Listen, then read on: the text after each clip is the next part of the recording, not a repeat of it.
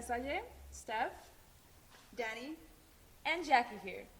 You know, just the other day we were talking about how interesting language can be.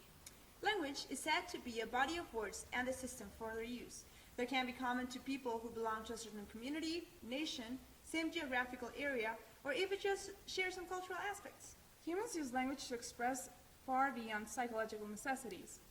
Also feelings, thoughts, concrete and abstract ideas.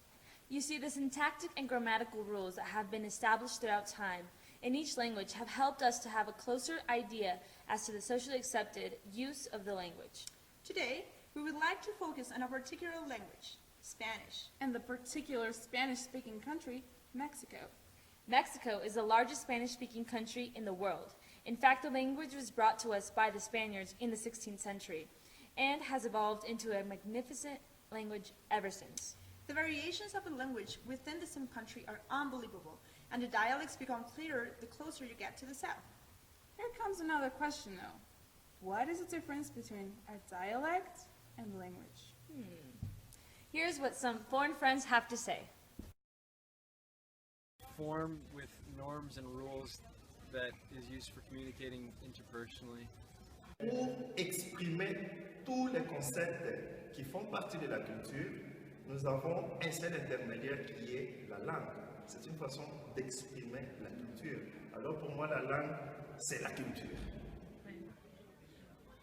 I don't know, I guess a language is like official, and a dialect I think is spoken by like smaller group of people in a certain region only. You think about a language, you think about it in general, like the basic principles of a language and how it's defined, the words that are in the dictionaries and so on. Actually, this is the definition.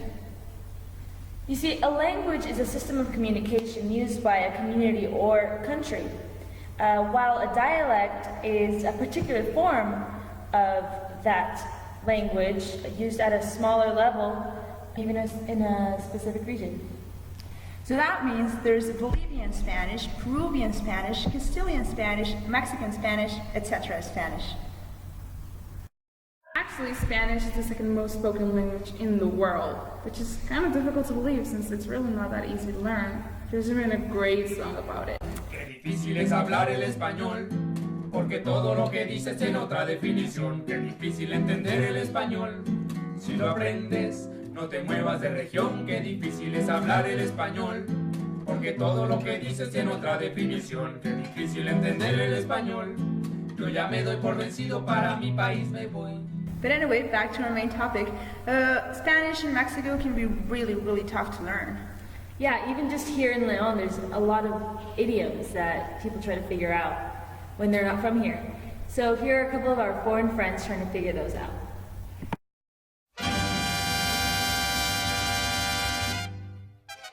All of the uses of the word pedo, that is very confusing. I'm not really sure what I understand. I think it's something like wasting time. Ça paraît bizarre, mais entre copains, c'est divertissant. Moi, je le trouve normal, ça fait partie de la culture. Tirando al pedo, estamos tirando al pedo, meaning if you're ready to drink a lot. Oh, me poniendo el pedo, me pone el pedo is to get drunk. Me pongo pedo. Me pongo pedo. Yeah.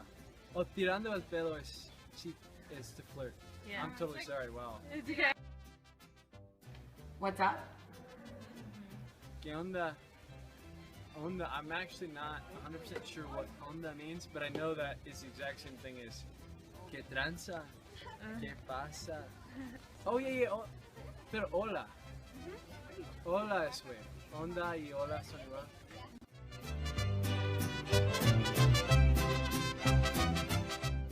Like he went overboard? Okay, I got that one. Je ne sais pas très bien, mais c'est comme si déborder des limites. Alors, Se paso de lanza. Yeah, Not familiar with that one.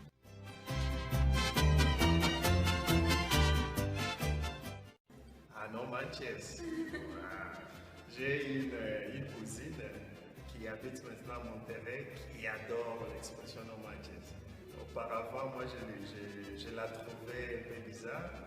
Au fur et à mesure que j'ai connu la culture mexicaine, pour moi, c'est une expression légère, je l'accepte, il n'y a pas de problème. Joke around with me, something like that, like. No manches. The more politically correct form of saying no mames.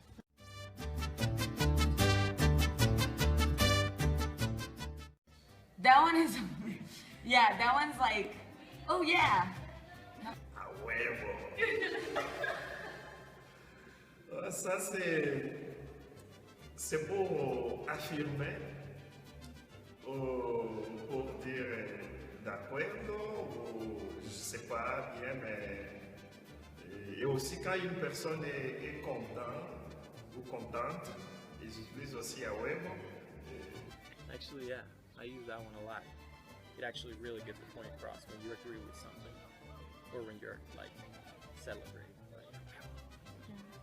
A huevo. I actually don't like that one that much. It's a little bit, from my culture, in the rural Texas, words and phrases are black and white.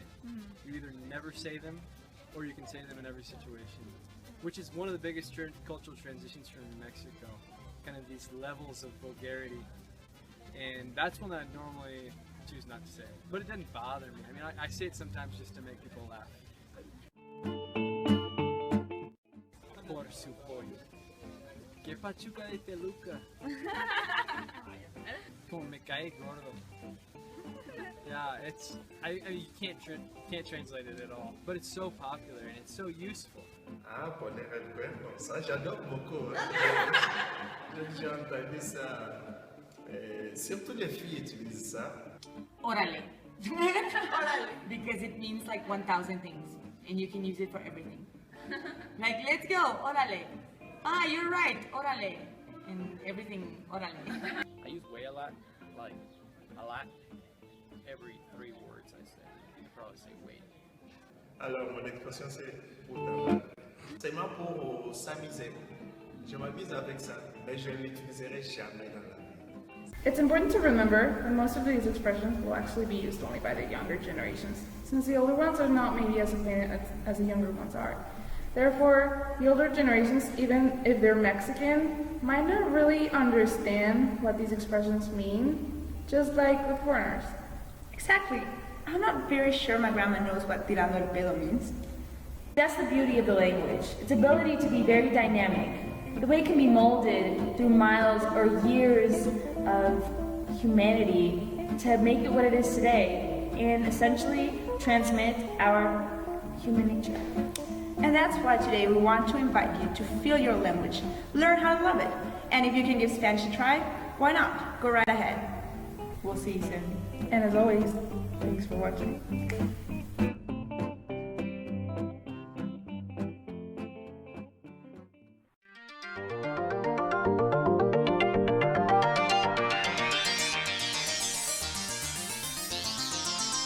We're always like this.